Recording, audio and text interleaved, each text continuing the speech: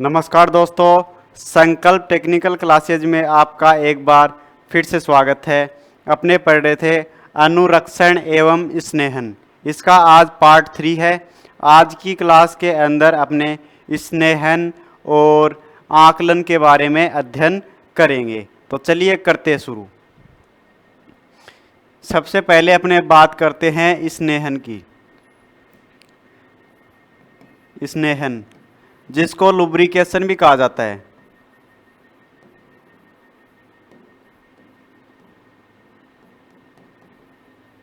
ये क्या होता है? तो अपने दो पार्ट हैं, ठीक है। दो पार्ट आपस में गति कर रहे हैं, ठीक है, मूवमेंट हो रहा है वहां पे। तो दोनों के बीच में क्या होगा? घर्षण उत्पन्न होता है। दो पार्ट चल रहे हैं, उन दोनों के बीच में घर्षण उत्पन्न होता है।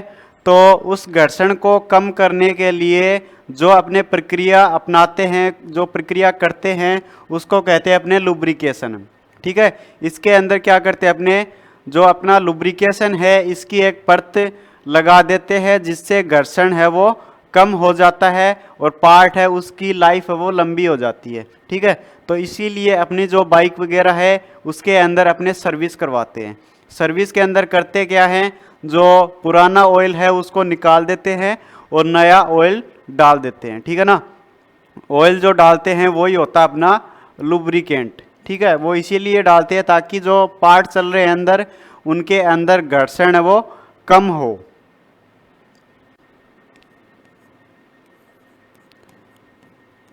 दो पार्टों के बीच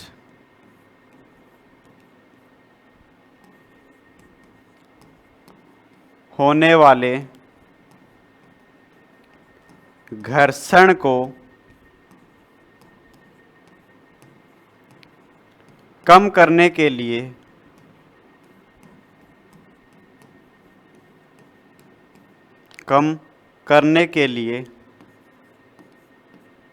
की जाने वाली प्रक्रिया को क्या कहते हैं? लुब्रिकेशन कहते हैं। लुब्रिकेशन कहते हैं, ठीक है। कूलेंट का यूज क्या क्यों करते हैं अपने? ताकि जो पार्ट है उनके बीच में घर्षण ना हो, ठीक है ना। अब देखो एक कलर के हिसाब से आते हैं, अलग अलग इसके कलर होते हैं। जैसे ये देखो स्नेह का प्रकार, ये लुब्रिकेंट है उसका प्रकार है, इधर कलर है, ठीक है। पहला है औद्योगिक गियर ऑयल। जो गियर ऑयल होता है उसका कलर होता है पीला, ठीक है। उसके बाद में जो इंजन ऑयल होता है, इंजन ऑयल का कलर होता है ब्राउन, ठीक है। कौन सा कलर होता है? ब्राउन। उसके बाद में हाइड्रोलिक ऑयल है, इसका कलर होता है हल्का नीला, ठीक है। उसके बाद में ऑटोमोटिव गियर ऑयल है, इसका हल्का हरा होता है। ट्रांसमिशन फ्लूइड है, इसका रंग लाल होता है। कंप्रेसर ऑयल का कलर जामुनी होता है और इलेक्ट्रिकल ट्रांसमिशन ऑयल का कलर ऑरेंज होता है। और जो इसके अलावा जो अन्य लुब्रिकेंट है उसका कलर ब्लैक होता है, काला होता है, ठीक है ना। तो ये स्नेहक है और ये इनके कलर हैं, ठीक है। अब अपने बात करेंगे आकलन की, नया टॉपिक आकलन।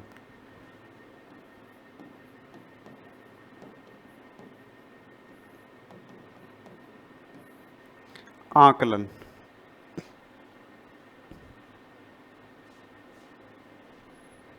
ठीक है। आकलन क्या होता है? कोई प्रोडक्ट बन रहा है, कोई पदार्थ बन रहा है, ठीक है। तो उसके अंदर जो खर्चा आता है तो उसी को, उस क्रिया को अपने क्या कहते हैं? आकलन कहते हैं कि उसके अंदर कितना खर्चा आएगा, ठीक है ना। तो उस क्रिया को अपने कहते हैं आकलन।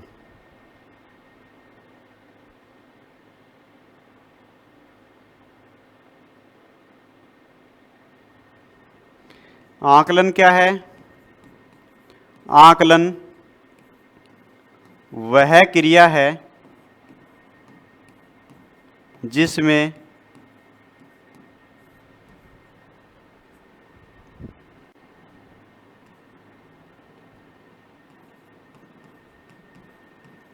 उत्पादन के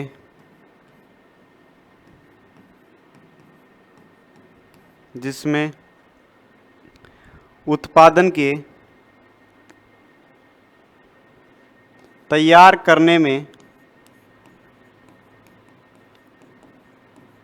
होने वाले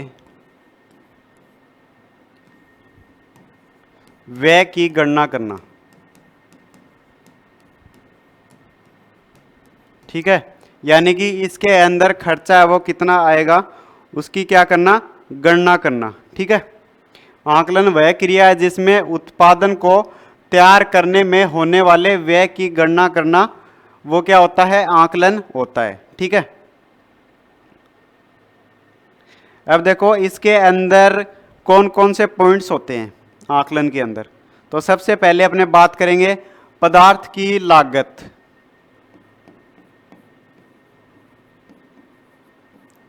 पदार्थ की लागत, ठीक है,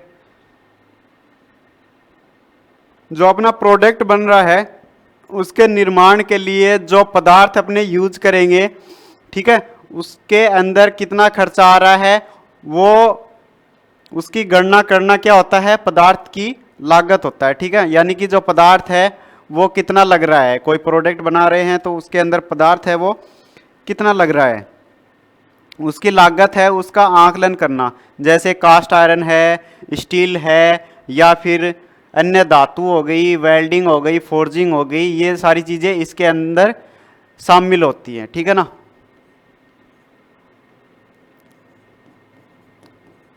उत्पादन के निर्माण में उपयोग होने वाले पदार्थ की लागत का क्या करना, आकलन करना।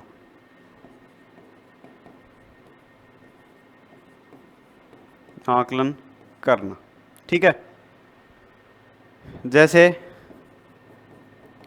जैसे कास्ट आयरन, स्टील या अदर मटेरियल, ठीक है, वेल्डिंग हो गया, फोर्जिंग हो गया, वेल्डिंग फोर्जिंग, ठीक है। ये हो गया पहला पॉइंट अपना, पदार्थ की लागत। उसके बाद में सेकंड पॉइंट आता है निर्माण की लागत।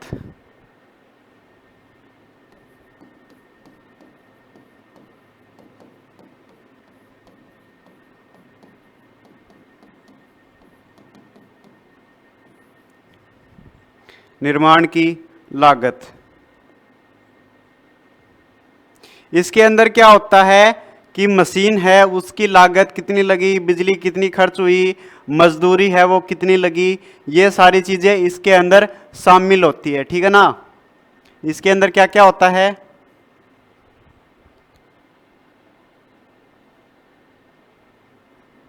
इसमें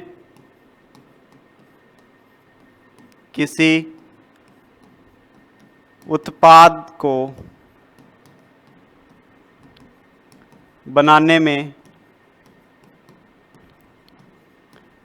मशीन की लागत,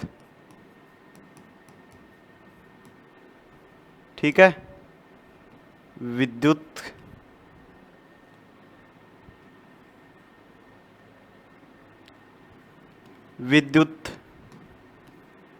खर्च और मजदूरी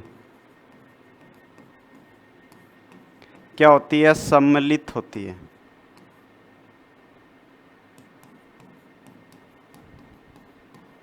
ठीक है, ये सारी चीजें इसके अंदर शामिल होती है कि मशीन है वो कितनी खर्च हुई है, उसकी लागत कितनी है, विद्युत का खर्चा कितना है, मजदूरी कितनी लगी, ये सारी चीजें इसके अंदर शामिल होती है। उसके बाद में अगला पॉइंट आता है उपकरण की लागत। जो भी उपकरण यूज करेंगे ठीक है ना, उपकरण यूज करेंगे वो इसके अंदर आएगा।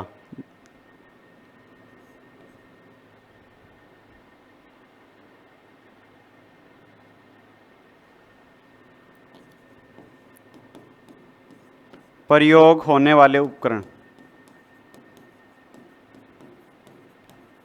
जैसे जैसे जिग फिक्सर हो गया, जिग फिक्सर, ठीक है। उपकरण की लागत के अंदर क्या होगा, इसके अंदर उपकरण आते हैं, ठीक है ना, उनका आकलन होता है। नेक्स्ट इसके बाद में आता है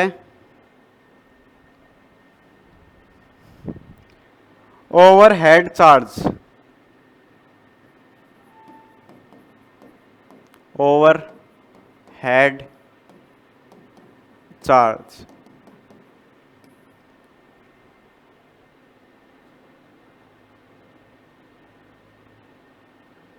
ठीक है। इसके अंदर क्या होता है, जो कारखाना है उसका किराया है, मैनेजमेंट है, स्टाफ है, उसका पेमेंट वगैरह है, साफ सफाई है, वो सारी चीजें इसके अंदर आती है, ठीक है ना।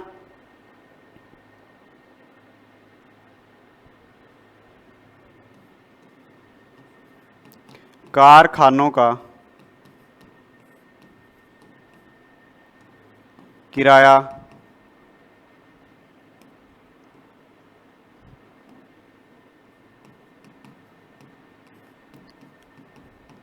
स्टाफ का खर्च,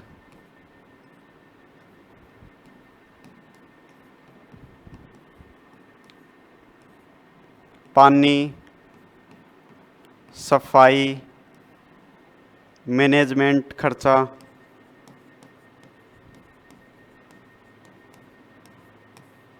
आदि इसके अंदर आते हैं, ठीक है ना। फैक्ट्री है, कारखाने हैं, इसका किराया है, मैनेजमेंट का खर्च है, स्टाफ का खर्च है, ठीक है, पानी का खर्च है, सफाई का खर्च, ये सारी चीज़ें ओवरहेड चार्ज के अंदर आती हैं, ठीक है ना। नेक्स्ट आता है लाभांश।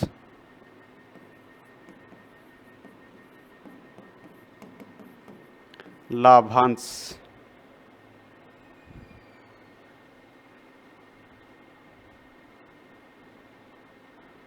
इसके अंदर क्या करते हैं, जो अपना उत्पाद है उसकी लागत निर्धारित करते समय अपने क्या करते हैं, उसकी जो लागत है उसके ऊपर 10 से 15% क्या करते हैं, लाभ रखा जाता है। कितना लाभ रखा जाता है, 10 से 15% लाभ रखा जाता है,